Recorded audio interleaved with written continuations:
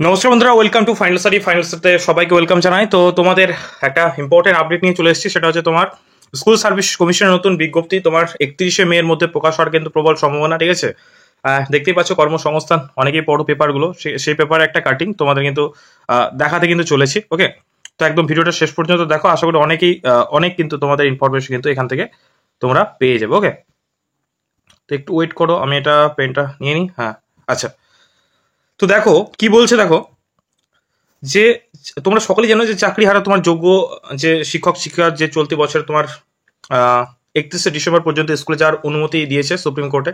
ঠিক আছে, তবে যারা অযোগ্য প্রার্থীদের এই সুযোগ কিন্তু দেওয়া হয়নি। অন্যদিকে তোমার গ্রুপ সি এবং গ্রুপ ডি পদে যারা চাকরি হারা তাদের প্রার্থীদের স্কুল যাওয়ার অনুমতি কিন্তু মানে দেওয়া হয়নি। ঠিক আছে, তাহলে যেহেতু অনুমতি দেওয়া হয়নি সেহেতু তোমরা এটা আশা রাখতে পারো যে সামনে তোমাদের এসএসসির গ্রুপ ডি এবং গ্রুপ সি এবং ডি পদে কিন্তু এক্সাম হওয়ার কিন্তু প্রবল সম্ভাবনা আছে। ওবিসি কেস মেটার পর, মানে জুলাই মাস, ঠিক আছে, ধরে রাখতে পারো জুলাই মাসের পর এই কিন্তু সম্ভাবনা আছে গ্রুপ ডি এবং গ্রুপ সি এর এক্সাম হওয়া। ঠিক আছে, নোটিফিকেশন একটা আসা। ওকে, যোগ্য শিক্ষক শিক্ষিকারা 31 ডিসেম্বর তোমার আগের পদ্ধতি কিন্তু যথারীতি মাইনে পাবেন। ঠিক আছে, ডিসেম্বর পর্যন্ত 31শে ডিসেম্বর পর্যন্ত তাদের চাকরি বহাল আছে বলে এরকমই একটা মানে ঘোষণা করেছে সুপ্রিম কোর্ট। ঠিক আছে, 3 এপ্রিল সুপ্রিম কোর্টের রায়ে নবম, দশম এবং একাদশ এবং দ্বাদশ আর গ্রুপ সিডি এর 3টে পরীক্ষা মিলিয়ে মোট 25,772 জনের চাকরি বাতিল হয়। ওকে, তাহলে সকলেই আশা করি জানো। ওকে, এবার যেটা ইম্পর্টেন্ট যেটা আপডেট দেয়া সেটা হচ্ছে তোমার একটা এই পেপার একটা দিয়েছে, দেখে নাও, সুন্দর করে তোমাদের জানিয়ে রাখি। ঠিক আছে, যে এক নজরে স্কুল সার্ভিস কমিশন কি কি ওরা জানিয়েছে সেটা তোমাদের দেখিয়ে দিচ্ছি, পরপর করে তোমরা দেখতে থাকো। ঠিক আছে, তো দেখে নাও, যোগ্য শিক্ষক শিক্ষিকাদের 1 মে থেকে স্কুল যেতে পারবেন ও 31শে ডিসেম্বর পর্যন্ত তাদের চাকরি করার সুযোগ থাকবে। কাদেরকে সুযোগ দিয়েছে? যারা যোগ্য শিক্ষক শিক্ষিকা, এমনই কিন্তু বলা হয়েছে। ওকে, এবং যারা অযোগ্য হিসেবে চিহ্নিত হবেন তারা কিন্তু স্কুলে যেতে পারবেন না। ঠিক আছে, তাহলে 31শে ডিসেম্বরের মধ্যে নিয়োগ প্রক্রিয়া শেষ করতে হবে, এটাই জানিয়েছে। ঠিক আছে, মানে 31শে ডিসেম্বরের মধ্যে পরীক্ষা নিয়ে নিয়োগ প্রক্রিয়া কমপ্লিট করতে হবে। যে নতুন যে আমাদের এক্সাম যে আসতে চলেছে, নোটিফিকেশন আসতে চলেছে এক্সাম হওয়ার। ঠিক আছে, গ্রুপ সি এবং ডি পদে চাকরিহারা প্রার্থীরা স্কুল যেতে পারবেন না। ঠিক আছে, এটা নিয়ে একটু পরে বলছি, গ্রুপ সি ডি এর ব্যাপারটা নিয়ে। ঠিক আছে, তো তোমাদের যেটা 31শে মে এর মধ্যে নতুন নিয়োগের জন্য বিজ্ঞপ্তি দিতে হবে। ঠিক আছে, তাহলে নতুন নিয়োগের বিজ্ঞপ্তি আসছে তোমার 31শে মে এর মধ্যে। এটা একটা ব্যাড নিউজ হচ্ছে, এখানে আমরা যতটুকু জানতে পারছি যে তোমার নতুন যে নিয়োগ প্রক্রিয়াটা হবে সেখানে তোমার 2016 সালে যারা এক্সাম দিয়েছিল, যারা এসএলএসটি পরীক্ষা দিয়েছিল 2016 সালে, যে সমস্ত ক্যান্ডিডেটরা বসেছিল তারাই এক্সাম দেওয়ার অগ্রাধিকার পাবে, এরকমই কিন্তু জানানো যাচ্ছে। কিন্তু সুপ্রিম কোর্টে যে জাজমেন্টটা আমরা পেয়েছিলাম, যে কপিটা পেয়েছিলাম সুপ্রিম কোর্ট থেকে যেটা দেওয়া হয়েছিল, সেখানে কিন্তু কোনো জায়গায় স্পষ্ট করে লেখা নেই যে 2016 সালে যারা পরীক্ষা দিয়েছিল এসএলএসটি তারাই পরীক্ষা দিতে পারবে। ঠিক আছে, তো এখানে একটা মানে এখনো আমাদের কাছে ব্যাপারটা ক্লিয়ার না।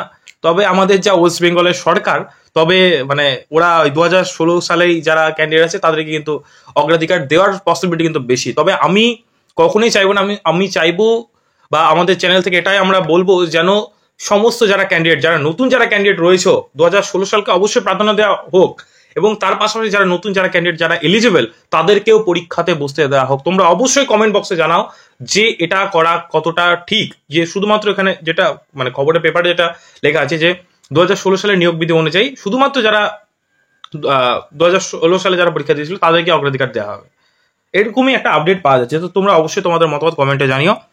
তো 2016 সালে যে এক্সাম প্যাটার্নটা যেটা ছিল সেই সেম প্যাটার্নে কিন্তু আবার পরীক্ষা হবে, এমন না যে নতুন কোনোভাবে 100 মার্কের পরীক্ষা হবে, এমন কিন্তু না। সেম প্যাটার্নে সেম সমস্ত কিছু নিয়ে কিন্তু পরীক্ষা হবে। ওকে, নবম, দশম, একাদশ, দ্বাদশ ও গ্রুপ সি এবং ডি এই 3টি ক্যাটাগরির জন্য আলাদা আলাদাভাবে বিজ্ঞপ্তি দিতে হবে। ওকে, যোগ্য এবং অযোগ্যদের তালিকা শীঘ্রই প্রকাশ করবে স্কুল সার্ভিস কমিশন। এগুলো অতটা ইম্পর্টেন্ট না, সে দেখা যাচ্ছে কবে তোমার প্রকাশ করছে।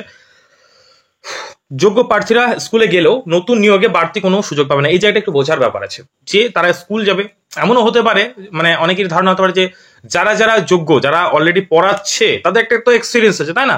আমাদের অনেকেই দেখি যে যারা প্যারা টিচার, তারা যেমন প্রাইমারি টেট রিক্রুটমেন্টে তারা যেমন প্রাধান্য পায়, তাদের ডেমো ক্লাস না দিলেও হয়। ঠিক আছে, এসে ব্যাপার, মানে ডেমো ক্লাস দেওয়াই লাগে না, যদি মোটামুটি 5-10 বছর ধরে যদি পড়ান তারা 5-এ 5 দিয়ে দেয়, এরকম হচ্ছে ব্যাপারটা। এখানে কিন্তু লেখা আছে নিয়োগে কোনো বাড়তি কোনো রিজার্ভেশন, এক কথা যদি বলতে যাই, রিজার্ভেশন কোনো রকম ভাবে আলাদাভাবে কোনো কোটা থাকবে না, যতটুকু জানতে পারছি। দেখা যাক, নোটিফিকেশন আসলেই আমরা ফাইনাল ভাবে বুঝতে পারবো। ঠিক আছে, নতুন যে নিয়োগ প্রক্রিয়া শুরু হবে তার 2016 সালের নিয়োগ বিধি অনুযায়ী হবে, যা যা মানে যেটা বললাম। 100 নম্বরের প্রার্থী বাছাই পরীক্ষা হবে, ঠিক আছে। 100 নম্বরের টোটাল, মানে রিটেন এক্সাম 100 নম্বর হবে না, তার মধ্যে হচ্ছে 50 নম্বর শিক্ষাগত যোগ্যতায় থাকবে, মানে 50 নম্বর তোমার যে সাবজেক্ট সেখানে কিন্তু পরীক্ষা হবে। এখানে কিন্তু কোনো রকম পিটি চাওয়া হয়নি, মানে যে প্রিলিমিনারি টেস্ট যেটা হওয়ার পসিবিলিটি আছে, যদি নতুন ভাবে যদি সবাইকে যদি বসতে দেয় তাহলে পিটি হওয়ার চান্স কিন্তু রয়েছে, ঠিক আছে। তো এখানে কিন্তু পিটির কথা বলা হয়নি, জাস্ট 55 নাম্বারে তোমাদের সাবজেক্টের পরীক্ষা হবে। শিক্ষাগত যোগ্যতায় থাকবে 35 মার্ক, যেখানে তোমার পার্সোনাল টেস্টে থাকবে 10 মার্ক, মানে ইন্টারভিউ 10 নম্বর। ওকে, 50 নম্বরের লিখিত পরীক্ষা প্রশ্ন হবে এমসিকিউ টাইপের, বলে দেওয়া হয়েছে সংশ্লিষ্ট বিষয়ের উপর, মানে সাবজেক্টের উপর। প্রতিটি প্রশ্ন থাকবে 1 নম্বর করে, সময় হচ্ছে 1 ঘন্টা। একাডেমিক স্কোরে 35 নম্বর কিভাবে ডিডাক্ট হবে একটু দেখে নাও। নবম দশম শ্রেণীর স্কুলের বেলায় মাধ্যমিকে 10 নম্বর, উচ্চ মাধ্যমিকে 10 নম্বর, যাদের যেরকম নাম্বার আছে সেই অনুযায়ী তোমরা পার্সেন্টেজ পাবে, মানে পার্সেন্টেজ অনুযায়ী নাম্বার পাবে, ঠিক আছে। উচ্চ মাধ্যমিকে 10 নম্বর, ঠিক আছে। ডিগ্রি বা পোস্ট গ্রাজুয়েট ডিগ্রি কোর্সে 10 নম্বর থাকছে, বিএড যোগ্যতায় 5 নম্বর। এটা হচ্ছে তোমার 9-10 এর ক্ষেত্রে। আর যারা 11-12 যারা পরীক্ষা দিতে যাচ্ছে তাদের হচ্ছে মাধ্যমিকে 6, উচ্চ মাধ্যমিকে 6 নম্বর থাকবে, মানে তোমার একাডেমিকের জন্য। ডিগ্রি কোর্সে 8 নম্বর, পোস্ট গ্রাজুয়েট তোমার হচ্ছে 10 নম্বর। ওকে, বিএড যোগ্যতায় 5 নম্বর। আর যে 2016 সালে যারা, অর্থাৎ যারা 22 লাখ প্রার্থী পরীক্ষা দিয়েছিলেন, শুধু তারাই কিন্তু এই নতুন নিয়োগে অংশ নিতে পারবেন। নতুন কোনো পরীক্ষা কিন্তু, মানে কোনো প্রার্থী কিন্তু এই নিয়োগ পরীক্ষা অংশ নিতে পারে। এটা জাস্ট পেপার থেকে আমরা জানতে পারছি, কিন্তু এই ডেটাটা কতটা সেটা আমরা যখন নতুনভাবে নোটিফিকেশন আসবে তখন কিন্তু আমরা জানতে পারবো। তাহলে আশা করি ব্যাপারটা ক্লিয়ার। এবং যারা গ্রুপ সি এবং ডি, তাদের কিন্তু স্কুলে যাওয়ার কিন্তু অধিকার কিন্তু দেওয়া হয়নি, সেহেতু নতুনভাবে পরীক্ষা হওয়ার পসিবিলিটি আছে। যারা যারা চাও তারা কিন্তু অবশ্যই সিডি, ঠিক আছে, তোমরা যারা চাও তারা ডেসক্রিপশন বক্সে একটা লিঙ্ক আছে, সেই হোয়াটসঅ্যাপ গ্রুপটা জয়েন করে নাও। এটা তোমাদের যে কোনো টিচার্স এক্সাম রিলেটেড, ঠিক আছে, এই গ্রুপটা। তো তারা সেই গ্রুপ জয়েন করে নাও, তোমাদের যথেষ্ট আমরা হেল্প করার চেষ্টা করবো।